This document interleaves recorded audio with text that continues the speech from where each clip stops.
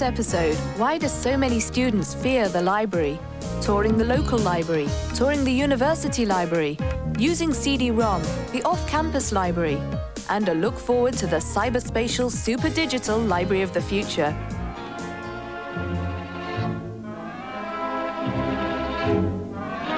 Well, I think I might be mildly allergic to libraries. I find the atmosphere oppressive. I feel panicky before I even go in, and that's obviously because technology has moved so fast in that area, and I'm afraid it's passed me by. So although library staff are exceedingly helpful, and I've met some very nice and kind ones, in a way that makes me feel worse. It makes me feel even more pathetic that I don't know how to manage the systems that they've got. Excuse me, do you know where the library is? The library!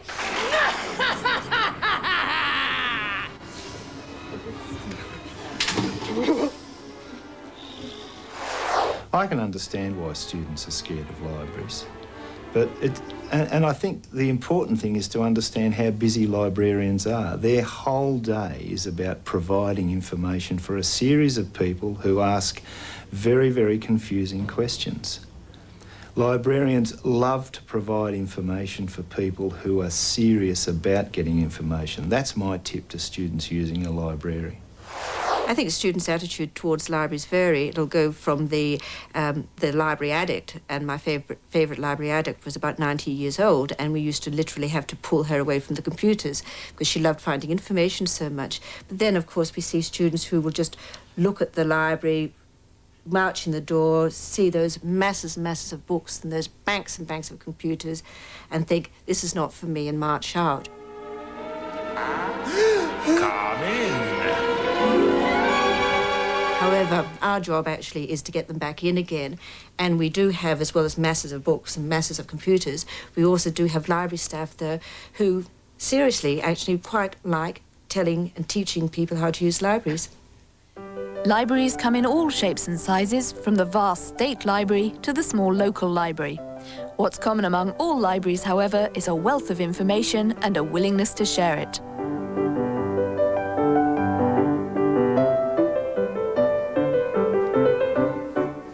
A lot of students underestimate just what a fantastic resource local libraries are, whether country town or municipal libraries. The reference section behind me is a fantastic resource for many essays in almost every imaginable topic area. I've got a student at the moment who's looking at the history, the politics of Surfers Paradise in the 1950s and 1960s, the sorts of buildings that went up, how the place evolved. A good place to start is just looking in a book like this, which is an A to Z of Australian cities and towns, and it's got a fairly short entry on Surfers Paradise. But there are other sorts of reference books you'd also go to. This is a rather more grand dictionary of Australian places, and in this case, the entry isn't under Surfers Paradise, but it's under Gold Coast. So whenever you're using reference books, you've got to think on wondering laterally about what another topic heading might be if you don't find what you first require.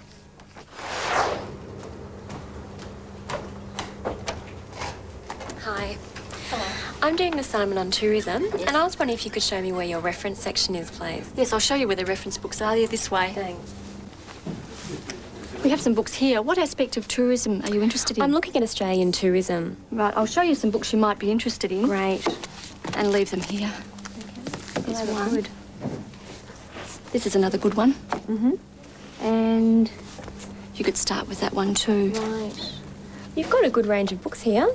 Yes, we have 600 reference books in our collection, and they cover a wide range of subject. We have books on law and botany for students, medicine, a good art section, and quite a lot of books on Australian places and history. Right, and can I take these books out? No, the reference books can't be borrowed, but we have other books in our collection that you can borrow. Do you want to have a look at those? That'd be great. They're just over here.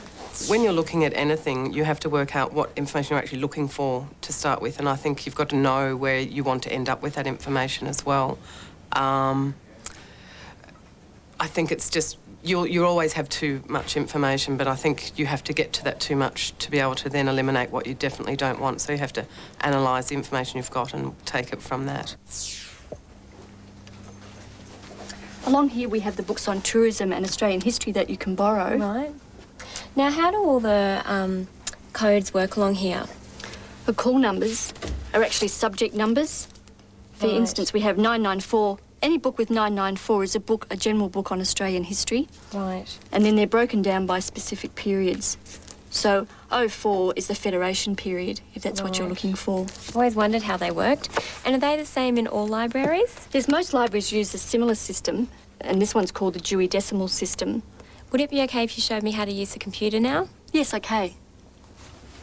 The library can be quite an interesting trip, especially if I have to take the children with me. At times we spend a lot of time trying to control them, but other times we've learnt to take a book or something to sit them down quietly while I can look through reference texts. Here's the catalogue. I'll show you how to use it. Great. You can use subject, author, title, or that call number. We'll try author. We'll just type in the name.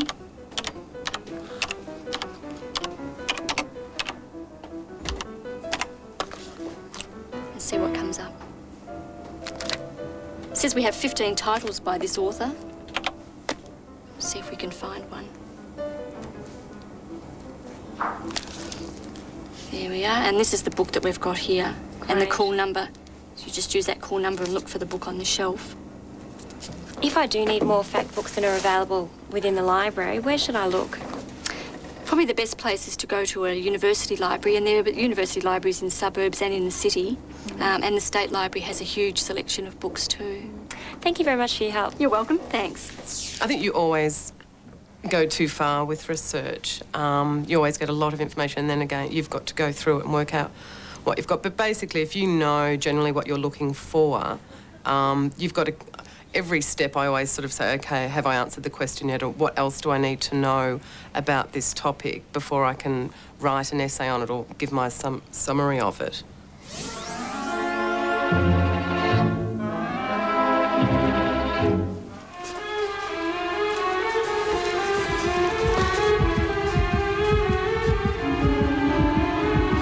When you walk into a big academic library, it can seem a very intimidating place, but there are elements within it that are fairly predictable and easy to find.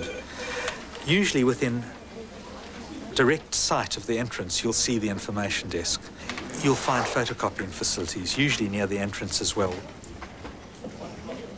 You'll see the catalogues, usually an array of terminals, where you can find out about books that are available in the library and other materials, audiovisual, serials, journals. You'll then be able to move on to the electronic resources where you can access networked CD-ROMs, indexes, abstracts, full-text materials, print them out, all with the help of librarians if you need it.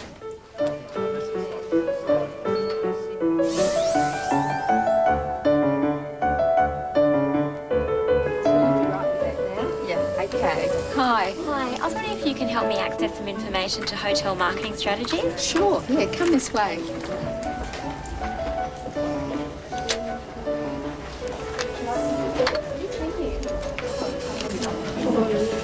This is our CD-ROM database system, and there are a range of databases on it. I'd suggest a business one for hotels, and I'd suggest the Australian Business Index, which is this one here. So if you use those arrows, that's right, and press enter, that'll load up the Australian Business Index. It covers about 85 business magazines and newspapers. So press any key to continue and press enter again to search. Now, what particular hotel did you want? Lennon's Hotel at Broadbeach and also the Pan Pacific Hotel. Okay, well if you press enter, we'll be searching the complete record, and in here write Lennon's Hotel.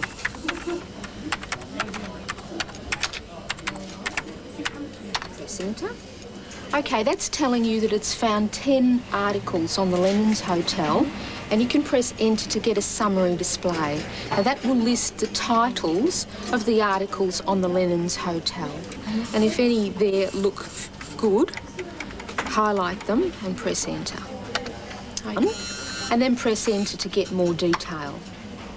Now what this means is this article, Lennon's Hotel Passed In, appeared in the Australian Financial Review in a 1990 issue, and there's the page, and you can see that the term that you've entered has been highlighted on the screen.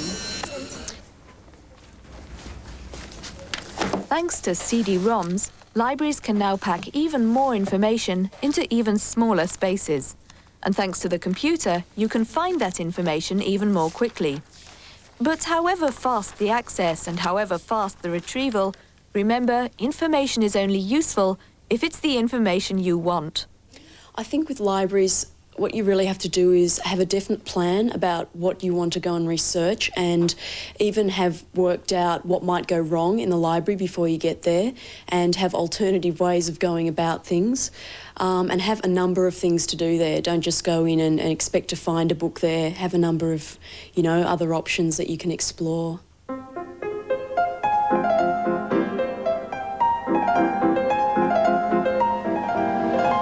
Good afternoon, Deakin Library off campus. Bernadette speaking. Suppose you were able to phone up a university library, quote a couple of book titles, and then sit back and wait for your books to arrive. That's just a part of the service many universities now offer their off-campus students. Librarians will help students work out what books they need. They'll guide them to print articles, photocopy those articles and send them out, and generally assist with the job of finding and collecting information. It makes you wonder why every student doesn't re-enroll off-campus just to get the benefit. I think it really depends on what the student wants. Students who are very, very busy, a lot of the open learning students we know are working. A lot of them are young mothers, young fathers who have children, and they find it very difficult getting into a library. There are students living out there in the country. They don't have any large libraries close by them. For those students, of course, the off-campus service is the easiest option. However, a lot of students are independent. They want to get in and they want to do their own thing. For those students, going into the library is by far the best option.